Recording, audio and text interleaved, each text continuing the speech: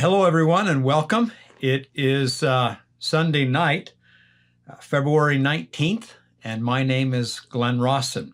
Welcome to our devotional tonight. Thank you for joining me. I wanted to mention to you, it's coming up. If you're interested in going, we are going to do an actual Pioneer Trail tour. The first one will go from Salt Lake City back along the trail all the way to Nauvoo, through Winter Quarters, Garden Grove, Mount Pisgah, and all of the sights and experiences of the trail. If you've never seen Scotts Bluff or Chimney Rock, you need to see it. Independence Rock. These are glorious places. We'll see the sights of the trail and talk about the stories along the trail. June 16th through the 28th. One group goes backward along the trail to Nauvoo, and the other one comes from Nauvoo back to Salt Lake. If you're interested, go to historyofthesaints.org. The second group of tours are with Fun for Less Tours. In March, I'm taking a group to Israel, Jordan, and Egypt, and you are invited to come. The second one is a church history trip from New York all the way to Nauvoo, and both of those are with Fun for Less Tours. I would love to have you come. If you're interested, go to funforlesstours.com. Now, thank you to all those of you who are VIPs. Your financial support is very much appreciated, and we are trying to think of every way we can to pay it back to you. And those of you that are part of the weekly subscribers, thank you for referring your family members and friends. And if there's anybody else that you want to share these stories with, please refer them to glennrawsonstories.com, and we'll sign them up and send them the stories free every week. The weekly subscription is absolutely free. All right. As always, I ask you to have a prayer in your heart tonight for this devotional. We are commanded to pray always. As we do, does it follow that we will always understand the answers and directions we receive? No. No, sometimes we don't. Some 25 to 30 years ago, Beth was driving home from helping to set up for a church dinner that they were going to have that night. She was not too far from her own home when she said, "I felt hands on my steering wheel, and it turned my car to the right onto a road that led to an apartment complex down at the bottom of a hilly, curvy road." End of quote. Her mind went instantly to two women that she knew lived there and were part of her church responsibility. She said, "My car turned to the left, and I knew where I was needed." She found a place to park and went up and knocked on the door. The woman answered. Beth describes what happened next. The woman was dressed a little nicer than her normal business attire, and we greeted each other and chatted for a minute when the conversation dragged. I kept thinking I would be shown what she needed, but before long, we were just looking at each other and the quiet got awkward. I noticed the latest copy of the Ensign on her coffee table and stepped in to grab it and started flipping through while making comments about some of what I saw. Suddenly, she asked in a somewhat irritated tone, "Why are you here?" My response was, "I don't know. Why don't you tell me?" She started crying. The woman said, "I'll tell you why you're here.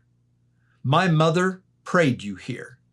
She told me her mom went to the temple weekly and would pray to commend the blessings of her temple attendance to me because I needed them more than she did."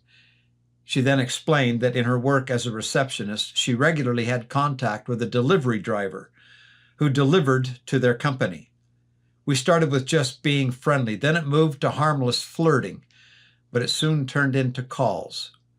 We planned to meet today, and I know that I would have broken my temple covenants if I saw him. I told her what had happened on my end, and she was, of course, overwhelmed. End of quote. Beth concluded with this remarkable insight.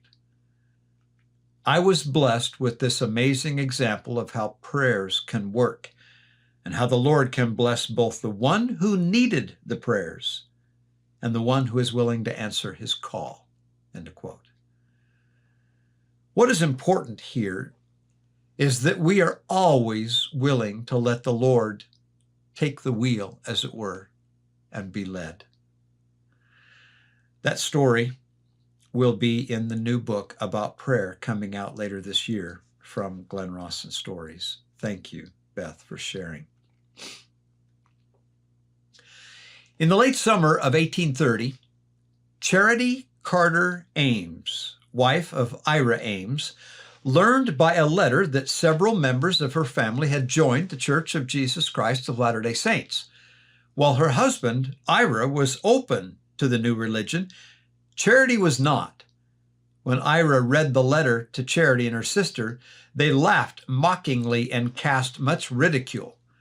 Ira, however, was deeply affected, went to his bedroom, and laid the matter before his heavenly parent. He knew the church was true. Jared Carter, his brother-in-law, came several months later, taught him, and Ira was baptized in June 1832. Charity, however, was not. Ira had just been appointed a class leader in his former church, and she resented his sudden change of religion. Well, about a month later, Orson Pratt and Lyman Johnson stopped to visit Ira and strengthen him in the faith. Their presence angered Charity very much. She became so bitter that she almost lost her reason. One morning in the forepart of August, Ira had been reasoning with her in mildness, meekness, and calmness when suddenly she seized her infant son and left the house, determined never to live with him again. She stormed away, headed toward a neighbor's house where the preacher from her own religion was staying. As she approached the house, the minister called out to her, "Ah, Mrs. Ames, how is that Mormon husband of yours? If I had been to your house when those fellows were there, I would have cracked their heads together." As he said it, he made a motion with his hands, cracking two heads together. All of this was said in a sneering, jeering, mocking tone and manner. It had a powerful effect upon Charity. She stopped in her tracks and, without saying a single word, turned around and went home.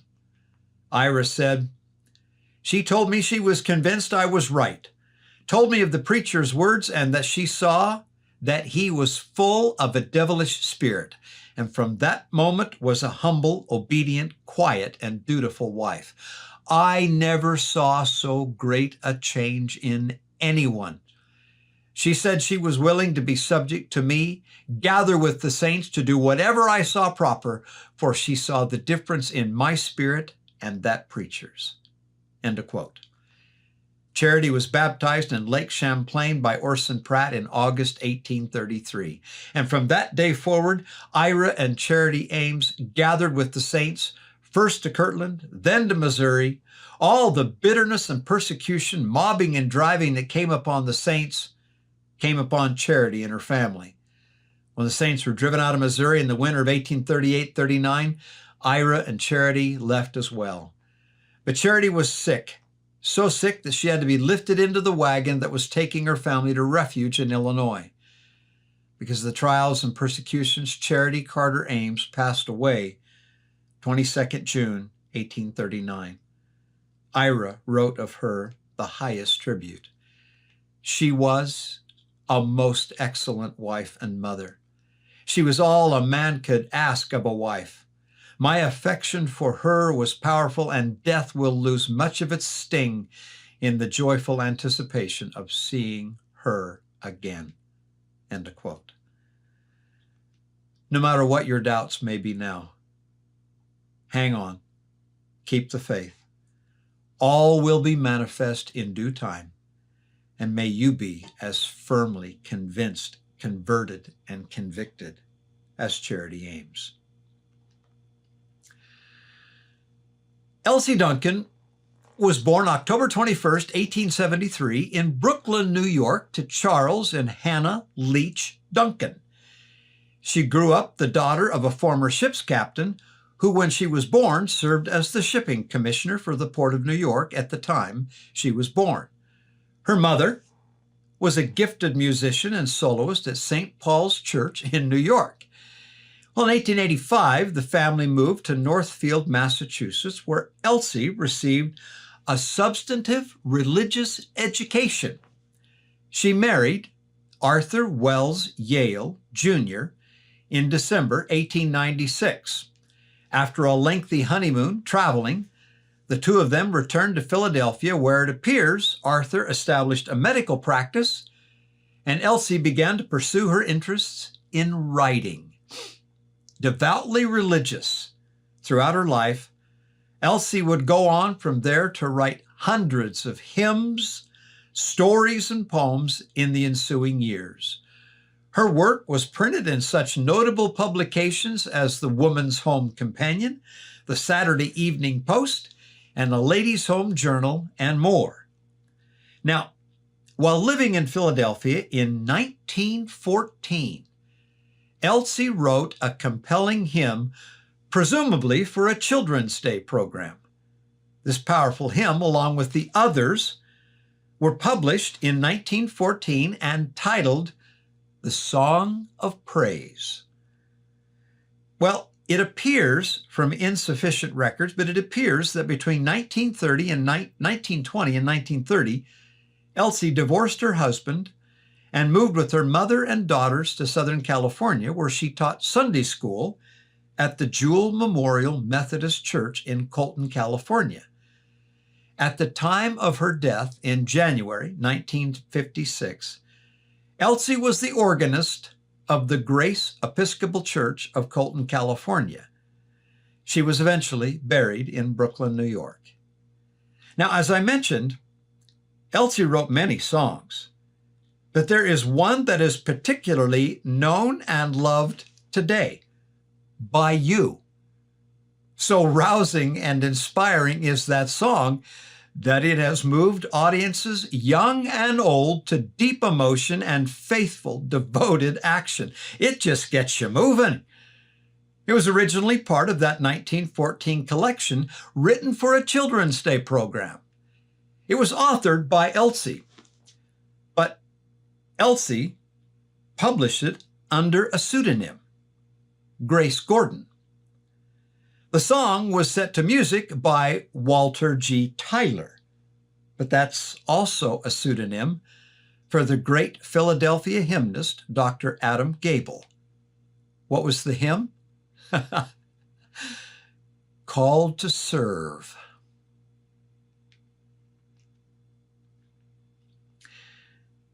Now, there's the rest of that story, strictly for the Latter-day Saints. Called to Serve became a part of the Latter-day Saint music tradition in 1920, not too long after it was written. And that hymn would persist through the 20th century, being sung by the primary children. That is, until April 1985. There was a meeting called at the Assembly Hall on Temple Square in Salt Lake City, April 1985. Mission presidents, general authorities, regional representatives came in from all over the world. President Packer makes mention that there was a decision made that they wanted to inspire these missionary leaders. And so it was decided that missionaries from the Provo Missionary Training Center would learn and prepare this little-known and mostly forgotten children's song. And at the appropriate moment, this missionary choir came through the doors and marched down the aisles among the leaders singing, "Called to serve him, heavenly King of glory, chosen heir to witness for his name.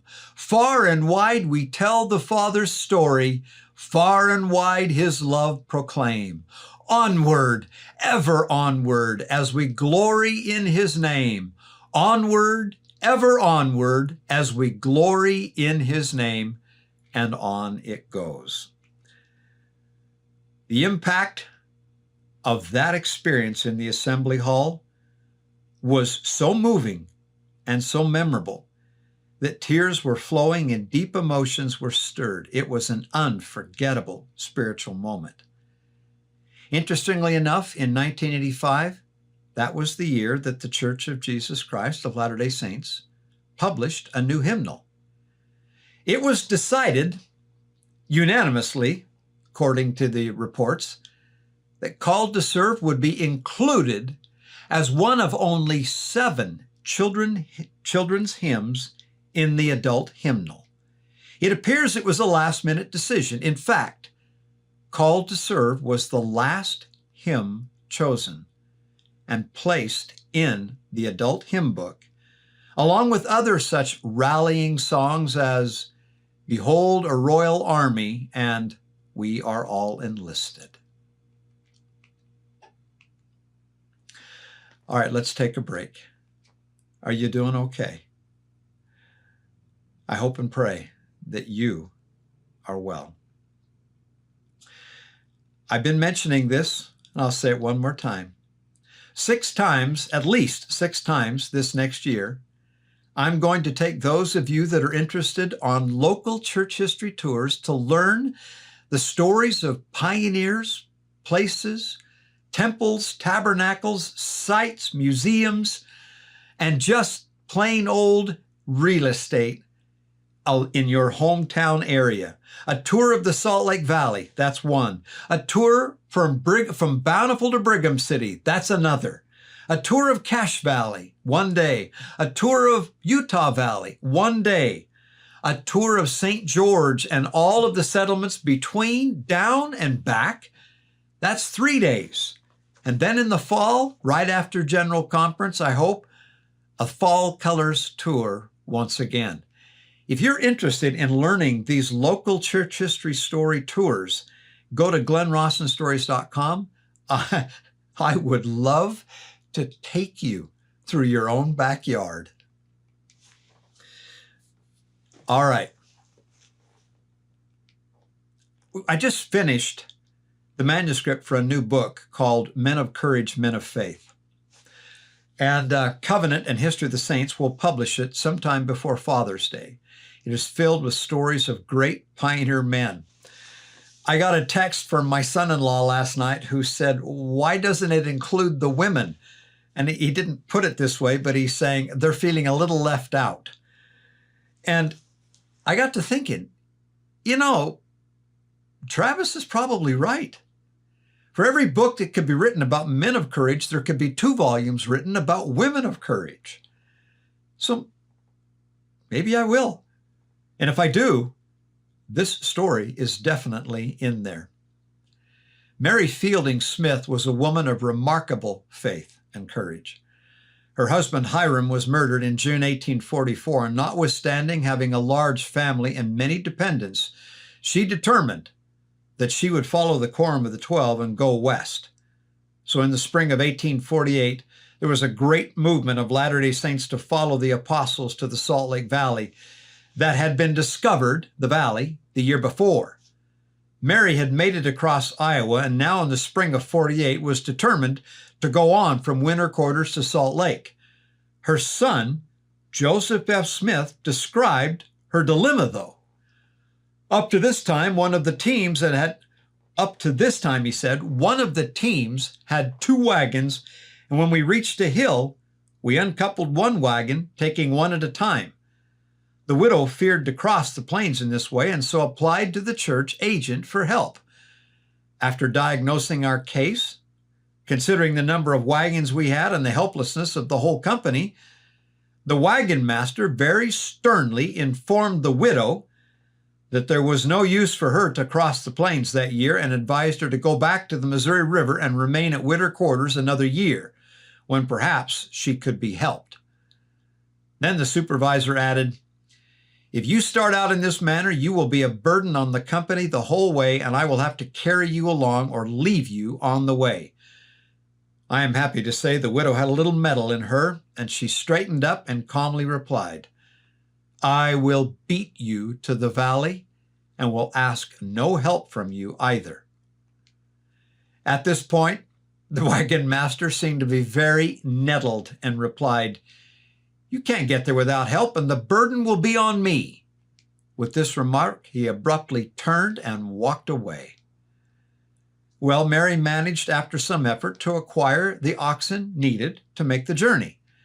Upon returning to the Elkhorn, the immigrant camp was organized, and Mary and her company were assigned to the company of the same angry, belligerent wagon master.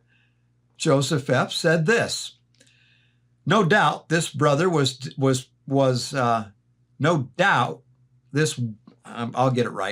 No doubt this brother was pleased to have Widow Smith and her dependents assigned to his companies, for now he would have control, and he would prove to her that she should have remained behind and that she would be a burden to the company and dependent upon help from him. In this he no doubt gloried, for he was going to see that it was fulfilled." End of quote. I'll show you. Well, everything went along smoothly until one day, one of their best oxen, and this is in eastern Wyoming, laid down in the yoke and appeared to be dying. The wagon master came back to see the source of the commotion in the train. The wagon master came up, Joseph F. said, and seeing the cause of the disturbance, he blustered about as if the world were about to come to an end. "There," said he, "I told you you would have to be helped and that you would be a burden on the company." But Mary would not be deterred. Producing a bottle of consecrated oil, she asked her brother Joseph Fielding and James Lawson to administer to the ox. Joseph F. continued, "These brethren poured oil on the head of the ox and then laid their hands upon it and rebuked the power of the destroyer, just as they would have done if the animal had been a human being. Immediately the ox got up and within a very few moments again pulled in the yoke as if nothing had happened." This was a great astonishment to the company. Before the company had proceeded up very far, another one of the oxen went down, just like the first. But with the same treatment, he also got up. And this was repeated the third time. By administration, the oxen were fully healed. This brought great chagrin to the countenance of the captain of the company. End of quote. Finally, Mary's party came within sight of the Salt Lake Valley. They had one more day's pull before reaching their destination, but on the appointed morning, they arose to find some of their pulling animals gone. Determined to beat Mary to the valley, the captain gave the order for the train to move out. There was no offer of help to find Widow Smith's cattle. The train started out while Mary's son John went in search of the cattle. Joseph F. described watching the company leave without them. I said to myself, "True enough, we have come thus far and we have been blessed, and not the slightest help from anyone have been asked by us." But the last promise seemed to be now impossible. The last hope of getting into the valley before the rest of our company was vanishing, in my opinion, he said. But just then, a violent summer thunderstorm struck the canyon, forcing the captain to stop and unhitch his cattle. Free of their yokes, the cattle fled the storm, scattering in all directions. As the storm abated, John returned with Mary's lost oxen. They yoked up and started on their way. Mary's brother, Joseph Fielding, asked, "Mary, what shall we do? Go on or wait for the company to gather up their teams?" Mary's reply was classic courage. "Joseph, they have not waited for us, and I see no necessity for us to wait for them." At 10 o'clock that night, Mary's party rolled into the Pioneer Fort in Salt Lake City. The following morning, being a Sunday, Mary and her party went to services and listened to the brethren preach. Joseph F. Smith concluded the story. Then on the afternoon of that Sunday, we went out and met our friends coming in, very dusty and very footsore and very tired. The prediction of the widow was actually fulfilled. We beat them into the valley, and we asked no help from them either." End of quote. I love that story. Courage and faith are righteously conjoined. It's hard to tell where one starts and the other one ends. But one thing is certain. The possession of both begins with a choice to follow the Lord Jesus Christ and a determination to stay.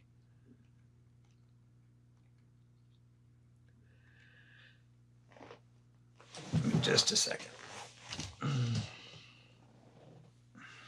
Got to check something.